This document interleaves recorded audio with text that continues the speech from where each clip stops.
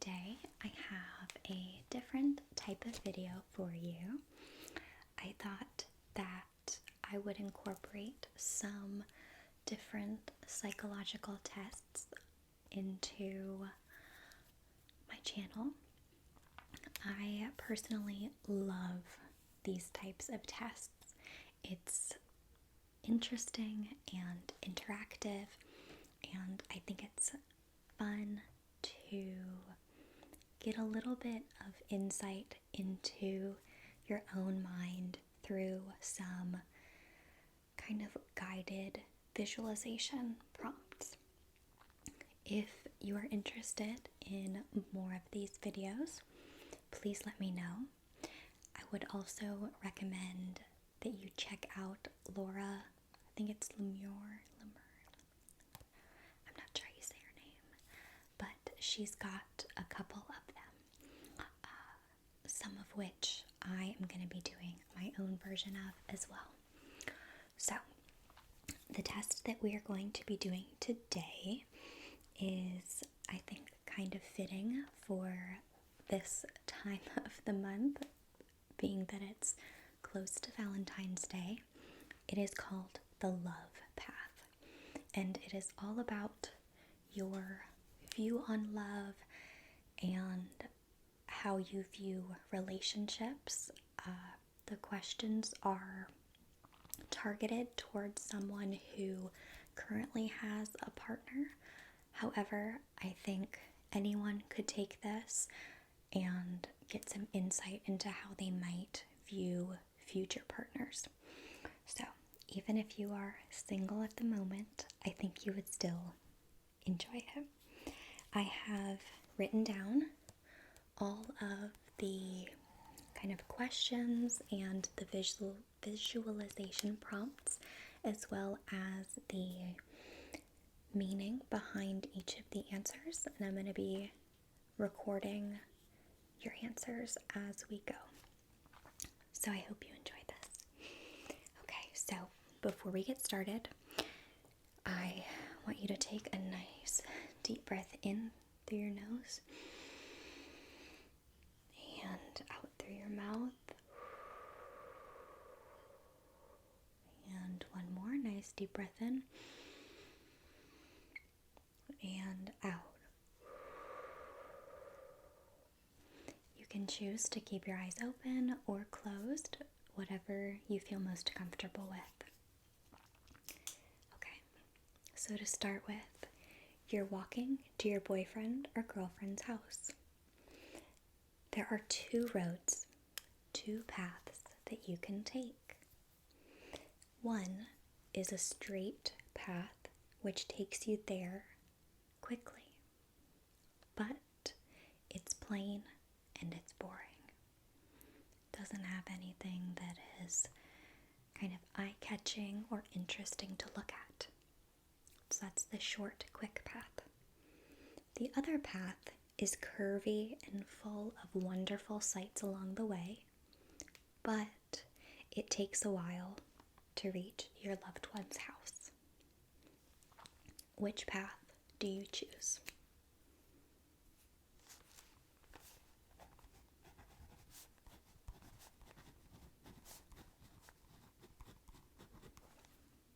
Okay. On the way, you see two rose bushes. One is filled with beautiful, full red roses. The other is filled with beautiful white roses. You decide to pick 20 roses to take to your loved one.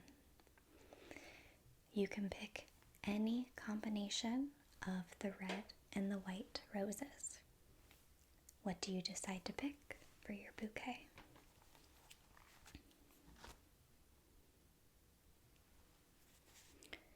It can be an even mix, it could be all one color, or any combination.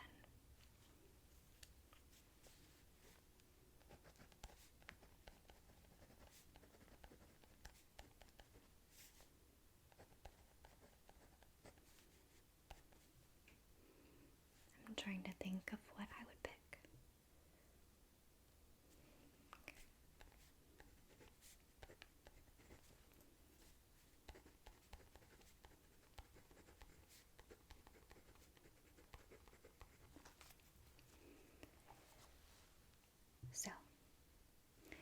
take whatever path that you selected and you're walking and you finally reach your partner's house.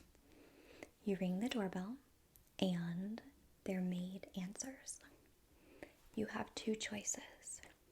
You can ask the maid to go get your loved one for you, or you can go get them yourself. Which action do you choose?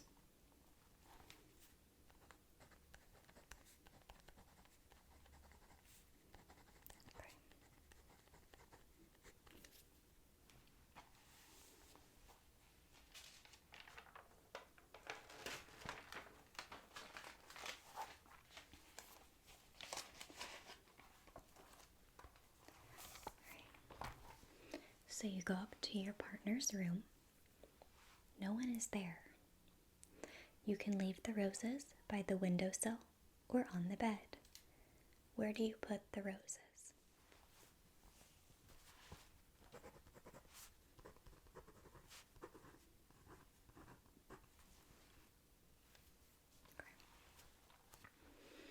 So later, after you've had a nice day together, it's time to go to bed.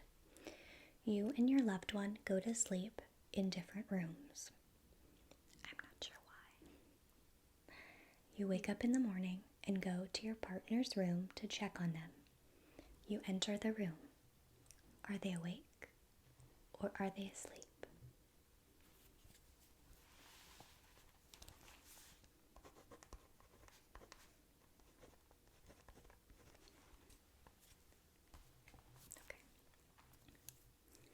So now it's time to go home, and you start to head back. You have the same two paths as before. You can take the plain, boring path that gets you home quickly, or the curvy, sight-filled road that you can casually take your time with. Which road do you choose to take home? It can be the same or different. Okay.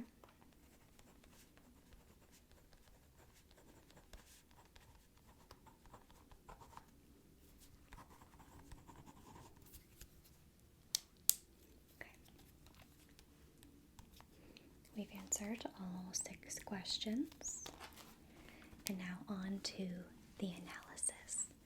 I think this is the most interesting portion.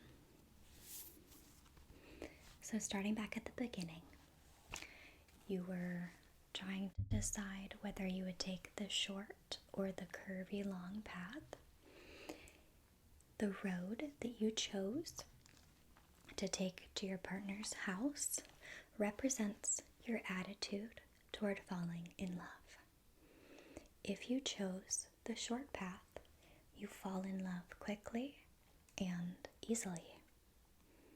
If you chose the long path, you take your time and fall in love at a slower pace. I think when I envisioned this, let's see, what did I think? I chose the long path. Falling in love. Do I take my time? I don't know. And obviously, with any psychological test like this, you have to take the results with a grain of salt. They're never going to be 100% accurate. So some of it you may connect to, and some you may not, and that's all right. Okay, so question number 2 is when you stopped at the rose bush and picked the flowers from the rose bushes. So the number of red roses represents how much you expect to give in a relationship. The number of white roses represents how much you expect to receive in relationships. So the 20 roses represents the whole of your relationship. So if you picked, let's say, for example, I chose, I believe, 5 white roses and 15 red roses. which means that I expect to give 75% and receive 25%. So if you selected more white than red roses, that means that you expect more from your partner than what you expect to give. Okay. Number 3 is when you get to your partner's house, do you ask their maid to go and get them, or do you go get them yourself? So this question shows your attitude toward handling relationship problems. If you asked the maid, you can probably make the connection between the response and the question. You may beat around the bush, avoid problems, or include a third party or an outside person to come in to help resolve the conflict.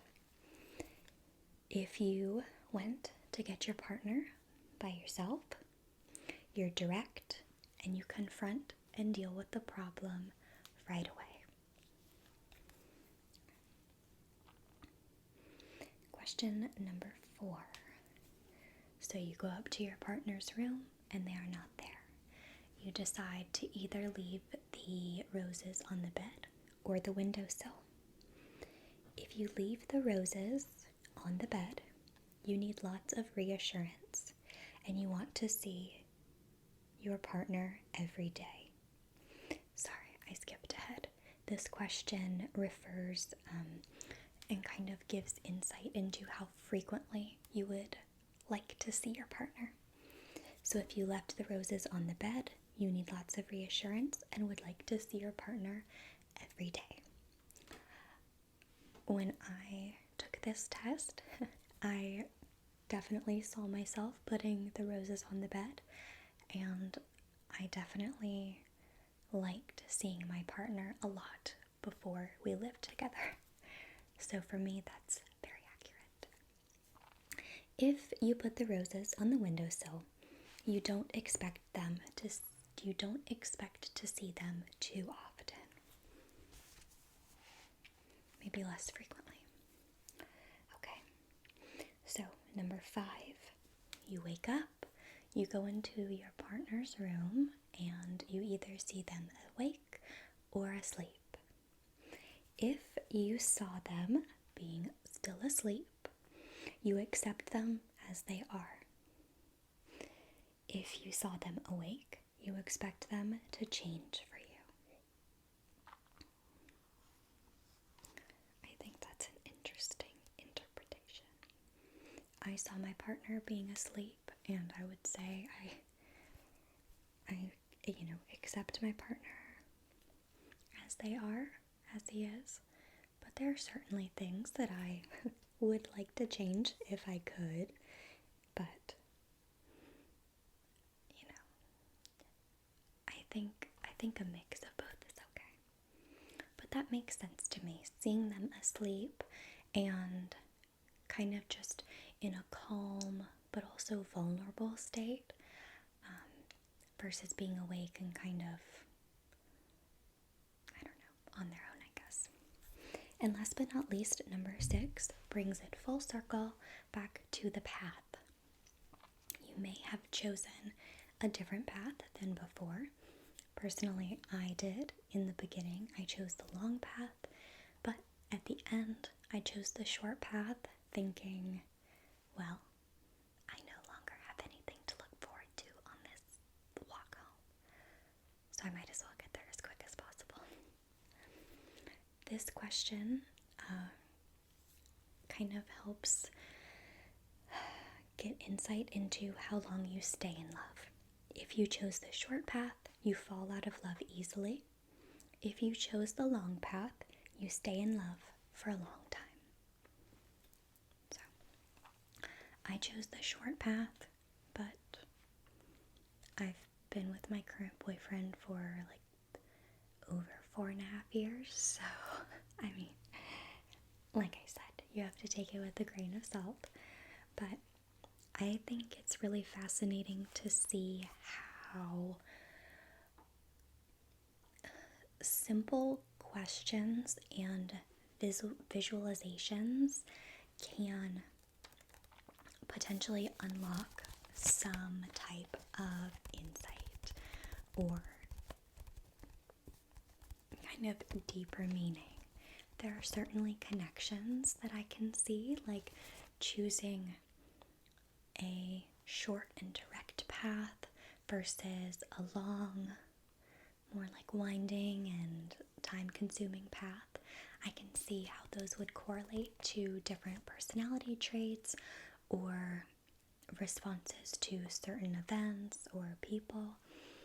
So I just think they're fascinating, and I hope that you enjoyed it. Please let me know if you would like to and feel comfortable, of course. Let me know what you think of your analysis and if you connect to kind of the meaning of any of the responses. Yeah. So I had a lot of fun recording this, so I am already looking forward to filming some more, and I hope you're excited to see more videos like this as well. I hope that you are deeply, deeply, deeply relaxed, and that you are ready for a good night's sleep. Sleep. Know that you are loved and safe and cared for, and are going to have a restful sleep. Thank you so much for watching, and I will see you in my next video.